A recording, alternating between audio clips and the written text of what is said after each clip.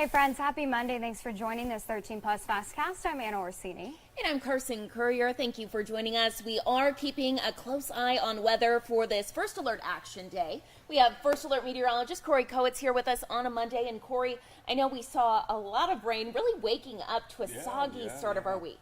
No, definitely. And yesterday, how about those gusty winds from Hillary? Definitely making it a little bit of like a blow dryer day. You stepped outside, you may have had to readjust your hair when you go back into work or something. It was a windy day yesterday. Let's take a look actually at those top wind gusts up to 60 miles per hour at the Safford Regional Airport from a little actually thunderstorm action that went through there. But a place like Sells, they didn't see any storms. This is just strictly winds from Tropical Storm Hillary yesterday, getting up to 51 miles per hour. Pretty impressive stuff, almost 50 mile per hour gusts in the Nogales Airport there as well. Let's take a look outside from Mount Bigelow. A lot of actually sunny skies. Quite a clearing front we had earlier this morning from the rain and clouds. And that sunshine, guys, I'm going to get into that, why that could be impactful for today. You can see that most of the cloud cover now is to Tucson's west with some shower activity impacting central and western portions of Pima County like Ajo with a little bit of shower activity through this morning. And how about those dew points, guys? One of the highest dew points, if not the highest dew points and most moisture in the air that we have felt thus far this summer. It got up to 72-degree dew points. Guys, once you get past 70-degree dew points, that is muggy. I mean, I stepped outside today and I was like, am I in Florida right now? I mean, it's my goodness. Sticky. It was very, very sticky. That is another factor we have to look out for today I'm going to get into as well. How about wind shear? This is something we haven't dealt with. Wind shear is just the change of wind with height. And why am I even showing you this map? Well, wind shear is an important variable in determining how severe and how widespread storms can be. So think about this. We had that sunshine, right? I talk about you need that sunshine to drive up instability and rising air. We have the dew points and the moisture also driving storm chances is now shear. So a lot of factors are coming together today for a possible severe event. And that's what the Storm Prediction Center is showing here with a marginal risk for severe weather up starting from south to north in south central portions of the state all the way up through northern portions of the state. So this marginal risk includes a wide swath of Arizona, including Tucson, up through Phoenix, and up through Flagstaff as well. Here are the severe risks that they're tracking. No tornado risk, but there is a wind risk, and we've had this wind risk, but this is also a little bit of a different risk that we have, is hail in the Tucson area, in the brown there. So we have hail and wind risk, not just wind, guys, for today. Let's track now in our future radar what that could look like with the radar in terms of the storm activity around 1 o'clock in the early afternoon. In a few hours, you may start to see some of those showers and storms start popping up here in and around the region, really gathering strength, though, in terms of how widespread and strong they could be around the 3, 4, 5 o'clock hour. And still really sticking around during the evening hours, say 7, 8 o'clock, a little bit past rush hour, maybe during dinner time. Still dealing with mostly shower activity with a few embedded storms in and around the region. The severe threat should weaken by then, and really till the overnight hours when you should see a lot of that clearing and most of us staying dry by that point. Guys, don't freak out, but we are watching for more tropical development, this time actually coming from the Gulf. Shouldn't have the impacts that Hillary had in many places here in the southwest, but this is certainly an area we're watching because the National Hurricane Center is saying this has got a 90% chance of development as it moves off to the east. So certainly something that we're tracking, not for really tomorrow, but more on Wednesday. We could start seeing a little bit of cloud cover, shower activity, maybe a few gusty winds as this tropical system looks to push this way. It shouldn't be strong, but enough to dampen your Wednesday with some cloud cover and some rain chances and maybe some gusty winds by midweek. Here's your temperature and precip outlook over the next 5 days for your work week. You can see a nice cool day for today with very high storm chances peaking today, really decreasing on Tuesday with a little bit warmer temperatures nearing the 100-degree marker. So chances for showers do increase with a little bit of tropical influence on Wednesday, helping decrease those temps a little bit, and then those temperatures start rising once again by later this week with those storm chances diminishing just a bit. So overall, today looks to be the most impactful day in terms of storms for this week, so be on high alert this afternoon. Thank you, Corey. Thank you, Corey. Appreciate it. Well, weather-wise, We didn't see too many big impacts here at home from Hillary compared to other places like California, one of the places that we saw some pretty big impacts. And now we're tracking the post-tropical now cyclone instead of Hurricane Hillary. Yeah, that's right, Anna. We know that more than 25 million people are under flood advisories this morning. Our own Mike Valeria has a closer look at places being impacted, such as San Diego. Tropical Storm Hillary inundating Southern California with high winds and heavy rain. We're not used to this level of precipitation generally, certainly not in the middle of summer in August. We're not built for this kind of rainfall. That's my main concern.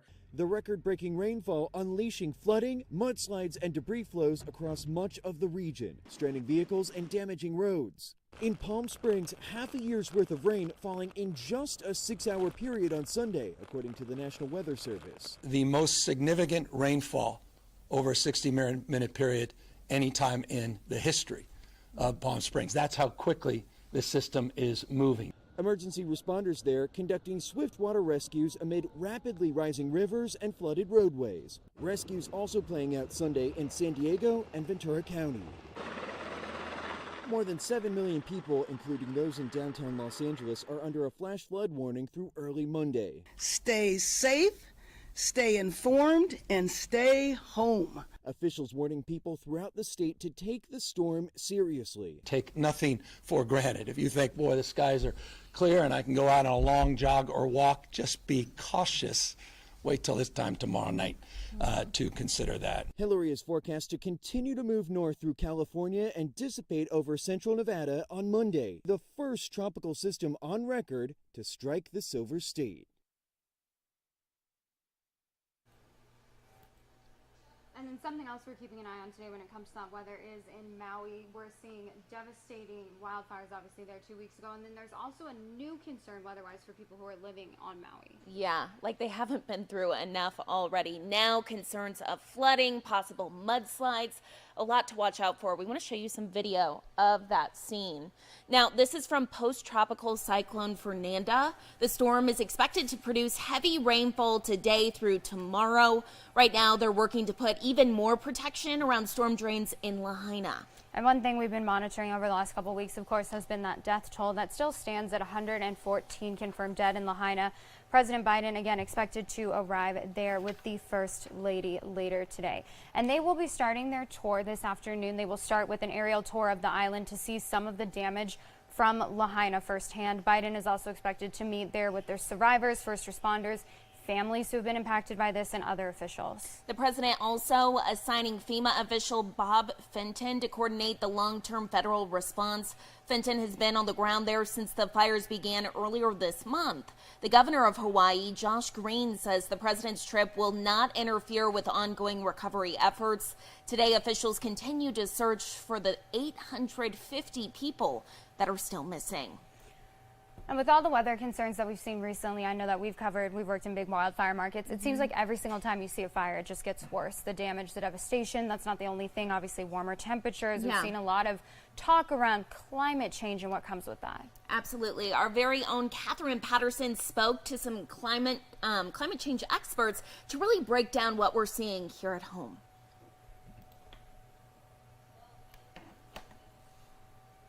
Just the fact that I've thought, okay, well, I might have another 20 years to live because that's how long my family lives. Am I going to be able to stay here and be safe? And I really don't know the answer to that. Mary Torin has experienced over 20 summers here in the Sonoran Desert, but this summer was different. This has been the longest time I've had to spend mostly inside during the summer. And I haven't even had the early mornings and the late evenings where I felt comfortable going outside. The heat and a fairly dry monsoon so far has brought the topic of climate change to the forefront, bringing with it stress and anxiety. People really struggling with it. I see, a lot of people really coming up against hard feelings around it, climate grief, climate anxiety, if you will, distress. And, if we're paying attention to this, it's going to bring big emotions up. Torin says conversations about climate change have become more common for people of all ages. I work with some kids in grade school, It's just part of their everyday conversation. And they know that we don't have enough water. And they know that we don't have enough housing. The few experts on climate anxiety in Tucson say an open discussion about these topics is a good solution. It indicates is that we're paying attention and we care. And I also think that, if we can help ourselves to connect to other people who are having the experience and metabolize the emotions of the experience, then we can be more adept at responding to what's happening. And Bannister is hopeful that outlets for these discussions will become more and more available in the future. I do expect it to grow. I think therapists will start to identify themselves, get training in the area, and really start to think about it as the trend of people's emotionality around it continues.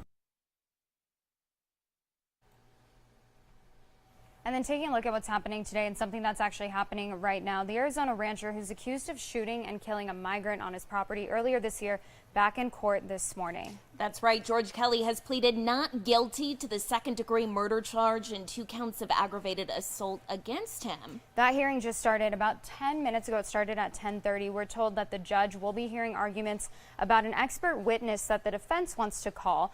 Prosecutors, though, want to stop them from being able to do so. So that's what they will be discussing today in court. We will let you know what decision, if any, comes out of it. As of right now, that trial is expected to start on September 6th. We do have more information and kind of the case and all of the backstory leading up to this case on our website, KOLD.com. Turning now to a big story here at home. It is the first day of classes out on the U of A campus for all of those first-year Wildcats, really all of our Wildcats here in Tucson. Yeah, big day. It's like, it feels like yesterday. I know, it really does. I was joking this morning. Can you imagine all the students from different states coming here, the first-year students, and they're like, it rains in Arizona?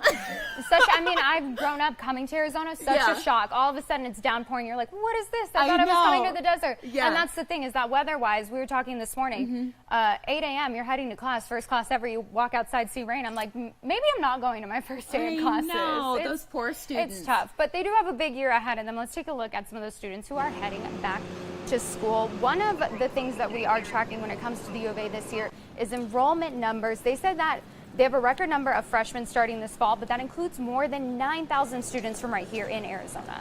Yes, that's right. And classes got underway around 8 this morning, but all week there will be what's called Wildcat Welcome on the Mall, which helps all those new students find out where the buildings are that they're trying to get to, and how they can really just start off the year on the right foot. Now, one of the biggest changes this year is safety compared to last year. Inside every single building, there will be safety information and what to do in case of an emergency. There will also be more than 700 new locks that were put onto doors in campus classrooms. All of this comes as many students are away from home for the first time.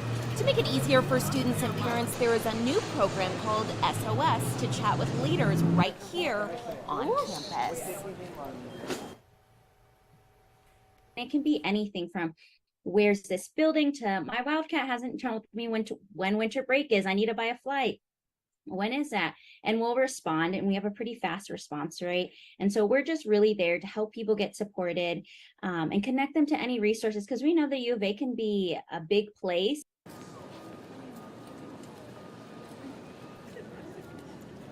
Also, for those students, we are told to try and avoid the union. One way that you can do so, or that your kid can actually do so, is download the Grubhub app. You can connect that to their meal plan, or you can connect it to your meal plan if you're a student.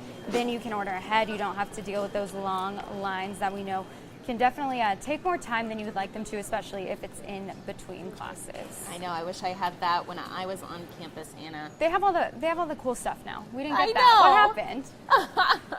Well, taking a look at what's trending today as we talk about kids heading back to school and, just college courses, studying, all the different things, being up late.